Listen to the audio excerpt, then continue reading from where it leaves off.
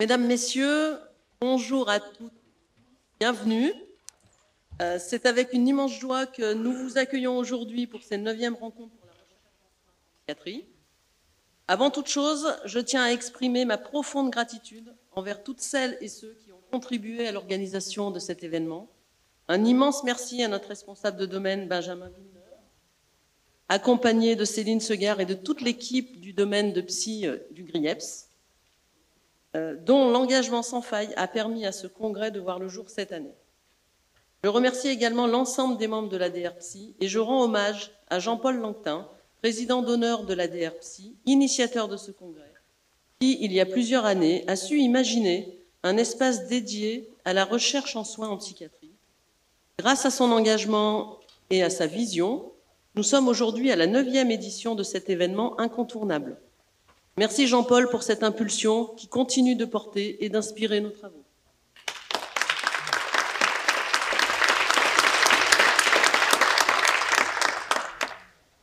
Je salue également Jean-Marie Révillot, docteur en sciences de l'éducation et ancien président du GRIEPS, qui a vu et qui a su rapprocher le GRIEPS et la DRPSI, ainsi que Jean-Michel Bourrel, jeune retraité du GRIEPS, qui a assuré la continuité des activités de recherche et développement en psychiatrie au GRIEPS.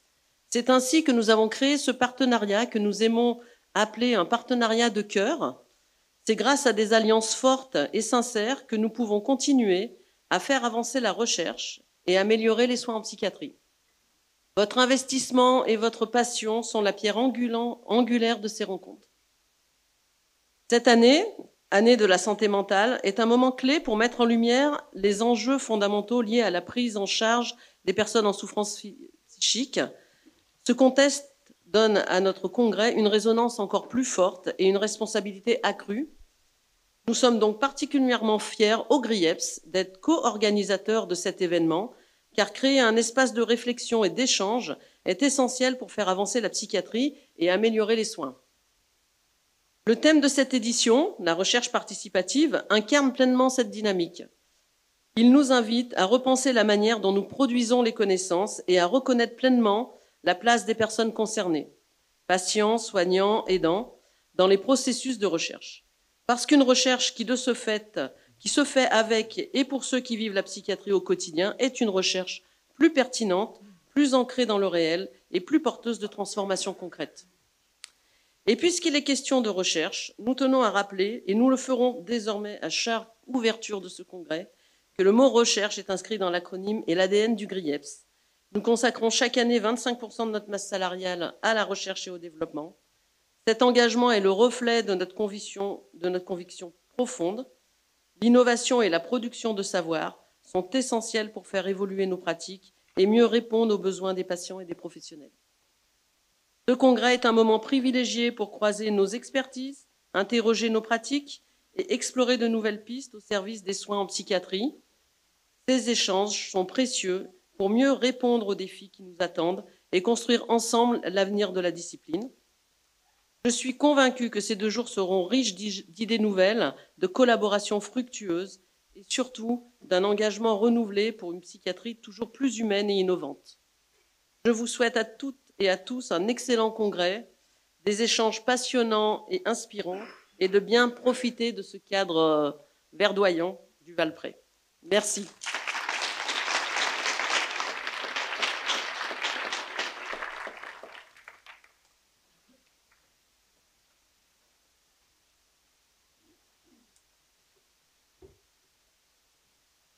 Merci, Patricia.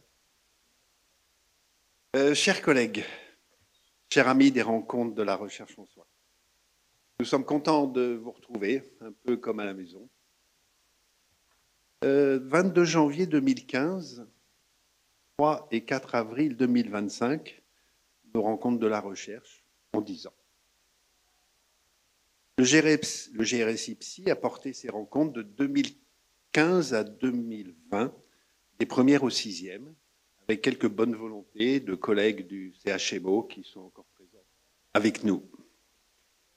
À partir de 2022, il nous a fallu trouver un partenaire fiable et engagé pour continuer de faire vivre, pour pérenniser cette initiative qui avait trouvé sa place son utilité, son public, son originalité dans notre paysage professionnel et disciplinaire. Un partenariat aurait été créé entre le GEREPSI et le GRIEPS, représenté par Madame Patricia Mincieux. Puis ce partenariat avec le GRIEPS est maintenant porté par notre association ADR-Psy. Mais avec une même ligne et une même exigence. Un partenariat nous permettant d'affirmer l'indépendance de notre manifestation et de notre ligne éditoriale. Indépendance vis-à-vis des établissements médicaux, des groupes d'intérêt et donc des conflits de loyauté. Indépendance, mais pas sans partenaire. Que comme le montre le nombre conséquent de logos d'associations, associations amies, revues professionnelles, fédérations de recherche, avec lesquelles nous avons développé des partenariats. Qu'ils soient tous remerciés ici de nous accompagner sur ce chemin souvent exigeant, mais toujours passionnant.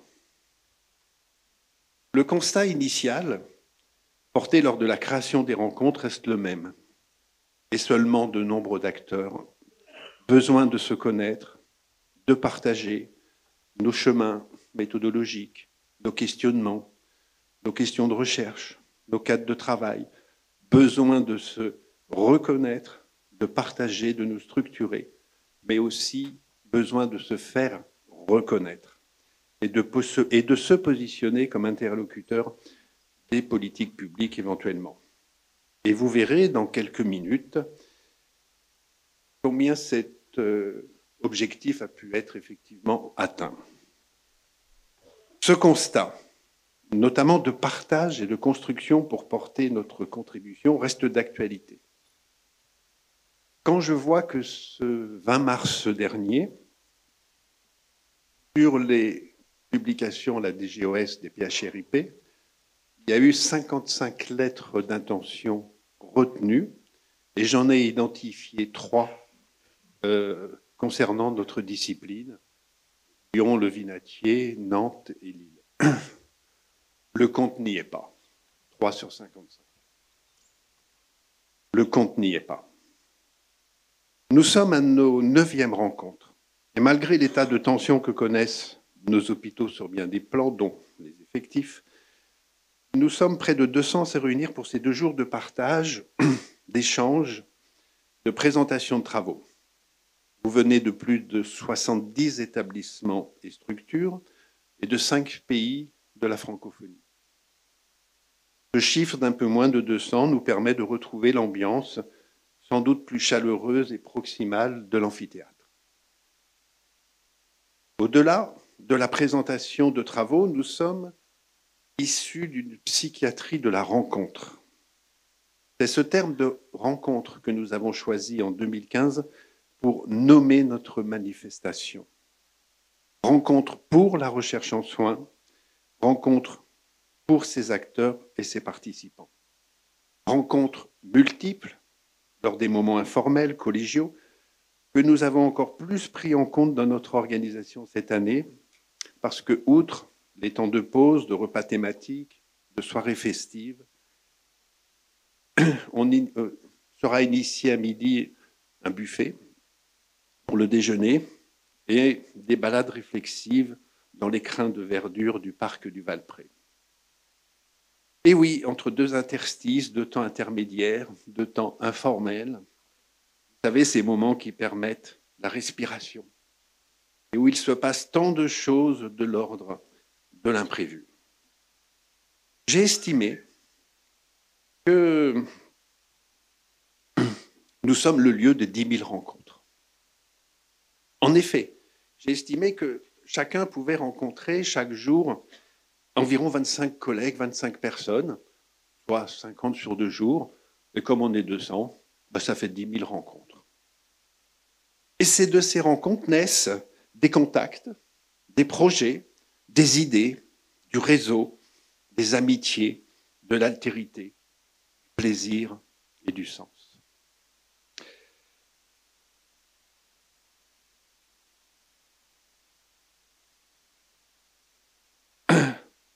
bien des trajectoires ont été impulsées, se sont affirmées ou se sont confirmées à partir de nos rencontres.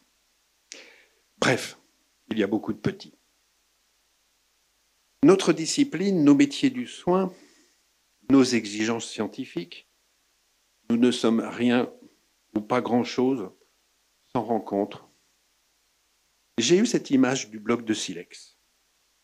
Ah oui, bien sûr, on peut décrire un bloc de silex. Il s'agit d'une roche chimique siliceuse très dure formée par précipitation chimique et constituée de calcédoine presque pure et d'impuretés telles que l'eau ou des oxydes. Et ces derniers influençant sa couleur. Mais que n'a-t-on pas dit si on omet de préciser l'effet que produit le contact et le frottement de deux silex entre eux?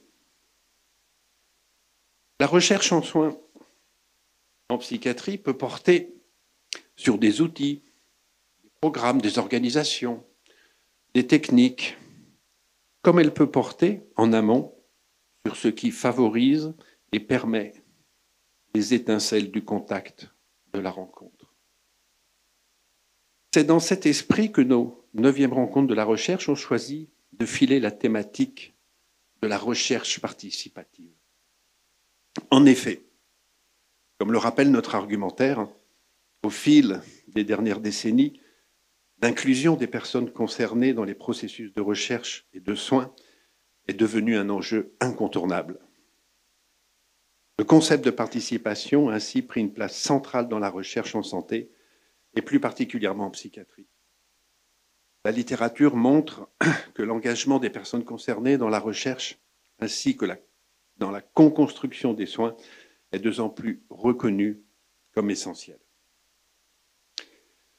Dans un article très récent, paru dans l'Encéphale le 14 mars dernier, une recherche participative coordonnée par Kevin Marc Valéry, nous pouvons trouver une étude en méthode mixte dirigée par des usagers, intitulée « Quelles compétences professionnelles et pratiques utiles devrait-on retrouver chez les soignants en santé mentale et en psychiatrie ?»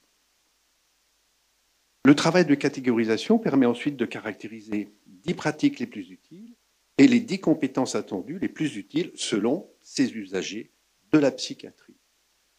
Je ne résiste pas au plaisir de partager ces 10 compétences attendues par ces personnes avec vous. 1. Des professionnels de santé mentale qui me font confiance et en qui j'ai confiance. 2. Des professionnels de santé mentale qui font preuve d'empathie, de bienveillance, en toutes circonstances, même les plus difficiles. 3. Des professionnels de santé mentale qui sont honnêtes. 4. Des professionnels de santé mentale qui donnent de l'espoir, qui sont optimistes, motivants, encourageants et qui favorisent mes succès. 5. Des professionnels qui croient en mes compétences, mes ressources, mon potentiel. 6. Des professionnels de santé mentale qui croient que je peux me rétablir de ma maladie. 7. Des professionnels de santé mentale qui considèrent respectueusement et humblement comme mes égaux et non comme mes supérieurs. 8.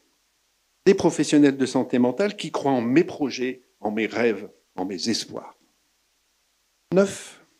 Des professionnels qui comprennent ou acceptent ma spiritualité.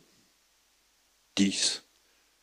Professionnels qui encouragent à prendre des risques, à essayer de nouvelles choses. L'étude conclut que ces professionnels ont été rarement rencontrés.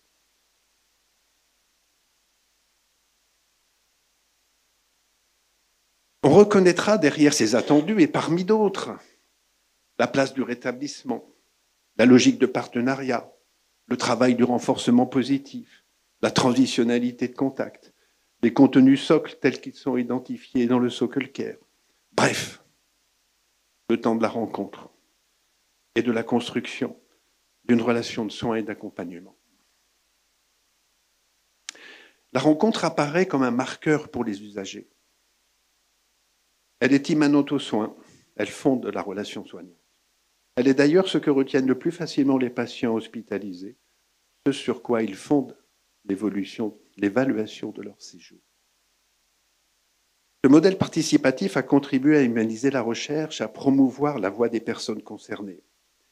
Et j'aime à rappeler, sur ce constat de la contribution des usagers, que toutes les évolutions législatives et réglementaires de ces 15 dernières années concernant la psychiatrie ne sont pas le fait de notre discipline, ni du politique.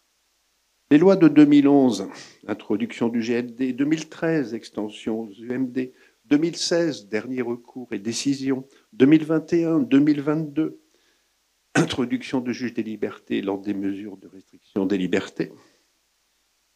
Toutes ces mesures sont nées de questions prioritaires de constitutionnalité portées par des associations de patients, validées par le Conseil constitutionnel, obligeant le législateur à légiférer. Les enjeux sont posés.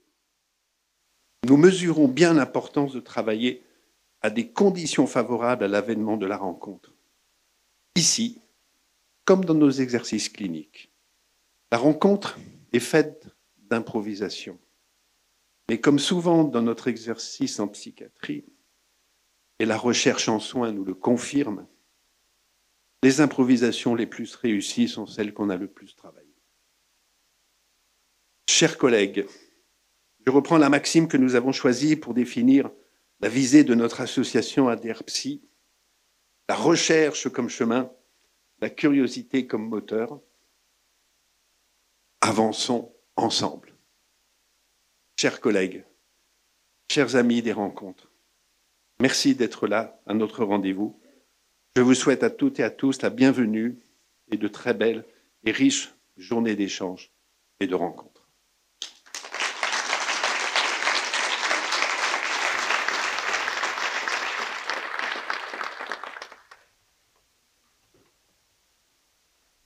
Dernier discours, avant-dernier.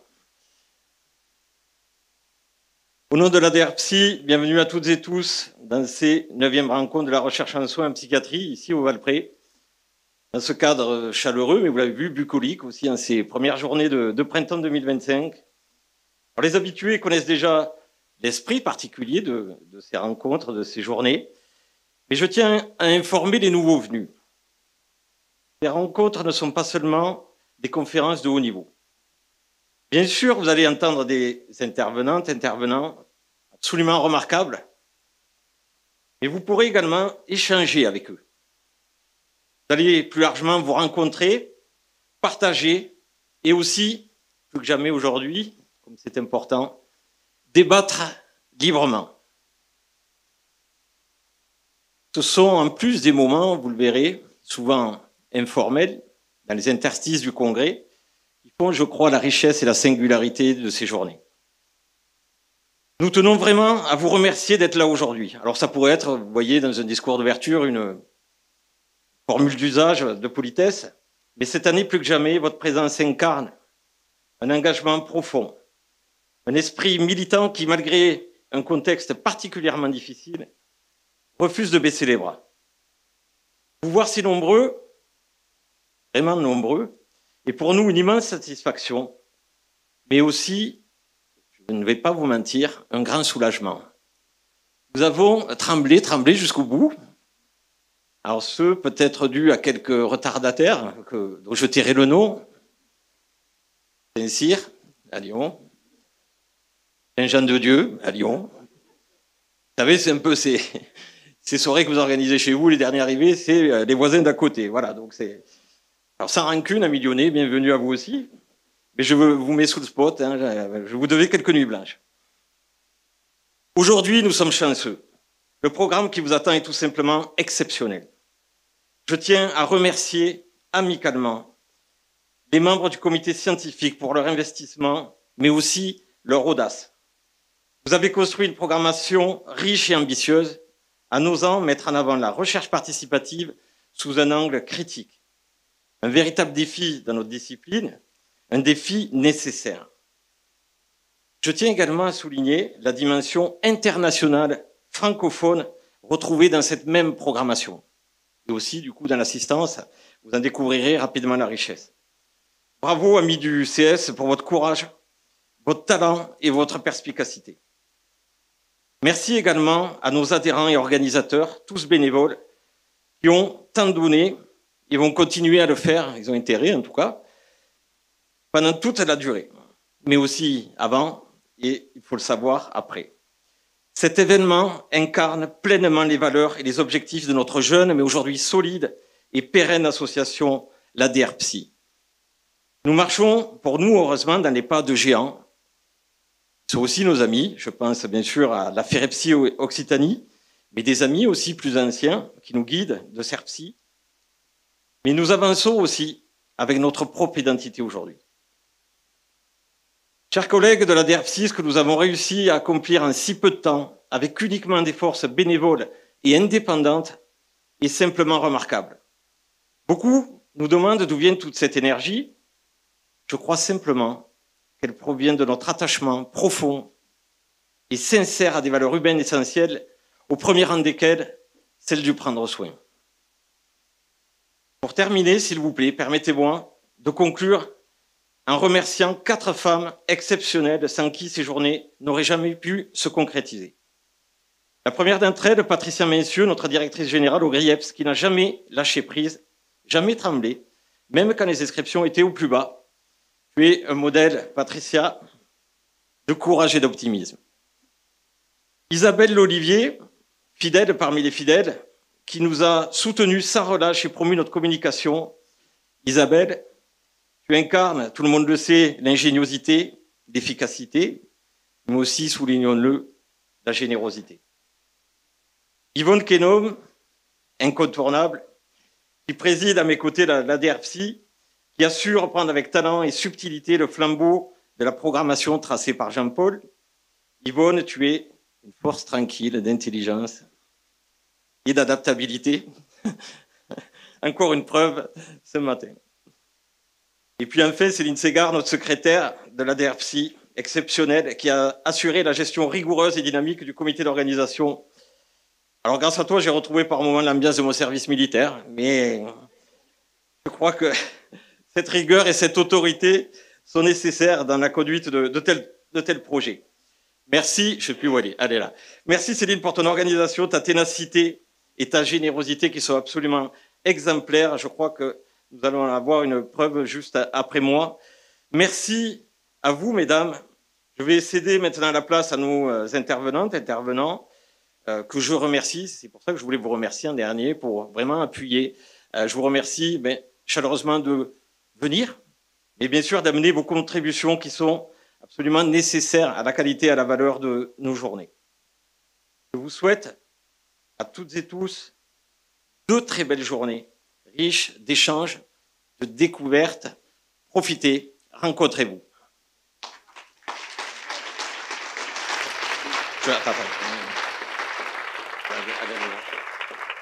Je vous donne 2 informations qui n'étaient pas prévues au programme. La première est une nouvelle, malheureusement, qui fait partie aussi de déroulé de congrès. Nous avons pu nous adapter, mais malheureusement, Céline Le Tailleur s'excuse auprès de vous toutes et de vous tous. Elle n'a pas pu être des nôtres sur cette journée pour des raisons personnelles.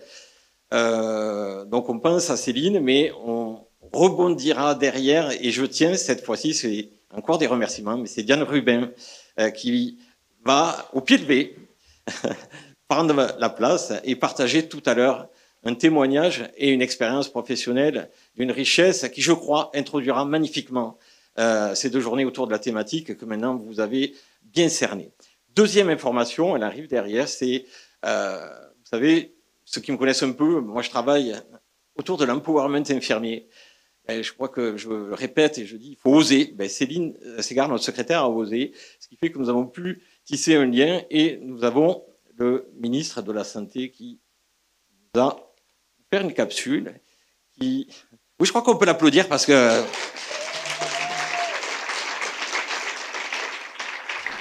Monsieur le Président de l'Association pour le développement de la recherche en soins et en psychiatrie, cher Benjamin Villeneuve, Monsieur le Président d'honneur de l'ADR Psy, Jean-Paul Lancotin, Madame la Directrice Générale du Groupe de Recherche et d'Intervention pour l'éducation des professions sanitaires et sociales, chère Patricia Mincieux, Mesdames et Messieurs, en 2021, l'UNESCO a adopté une recommandation ambitieuse pour une science ouverte, c'est-à-dire une science plus accessible, plus inclusive et plus transparente.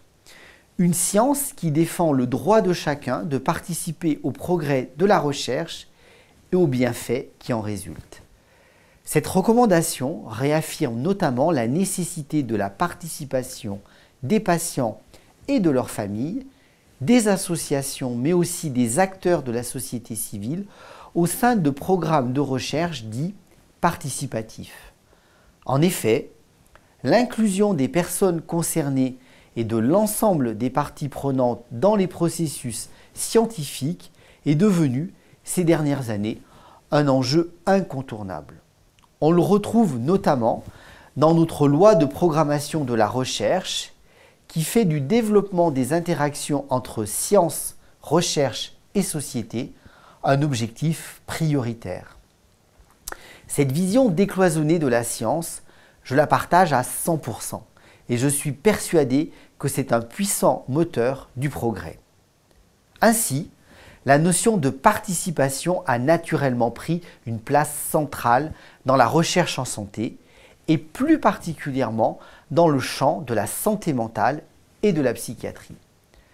C'est d'autant plus essentiel dans ce domaine si passionnant mais si complexe où les pathologies et souffrances combinent des facteurs neurologiques et biologiques, des facteurs sociaux, territoriaux et économiques, ainsi que des déterminants intimes et propres à chacun. Aussi, parce que la recherche en psychiatrie est encore relativement récente, les progrès académiques de ces 20 dernières années doivent désormais être confrontés aux réalités des pratiques professionnelles et aux expériences des usagers pour permettre une meilleure compréhension des maladies mentales et un meilleur soin apporté aux personnes qui souffrent. Je le rappelle, les troubles psychiques affectent des millions de personnes en France avec une prévalence croissante chez les jeunes. Prendre à bras le corps ce sujet de la santé mentale et de la psychiatrie, c'est notre grande cause nationale, une grande cause qui doit mobiliser tous les acteurs et embarquer toute la société. Et cela commence par la recherche et la formation. En effet, je tenais à mentionner la formation car ces savoirs expérientiels sont également à intégrer dans les formations de l'ensemble des professionnels amenés à intervenir dans la prise en charge et l'accompagnement de la maladie mentale. Il faut naturellement former plus dans ce domaine où les besoins sont si importants, mais il faut aussi former mieux pour que les futurs soignants puissent, dès leurs études, être en lien avec les pratiques et les enjeux concrets qui les attendent. Plus largement, entendre les premiers concernés, co-construire avec eux et leur donner une voix, c'est aussi un formidable outil pour continuer de déstigmatiser la maladie mentale. Je pense à l'exemple très récent de l'animateur Nicolas Demorand qui s'est ouvert la semaine dernière sur son expérience de la bipolarité. Cette révélation courageuse a connu un écho très large et très positif auprès du grand public.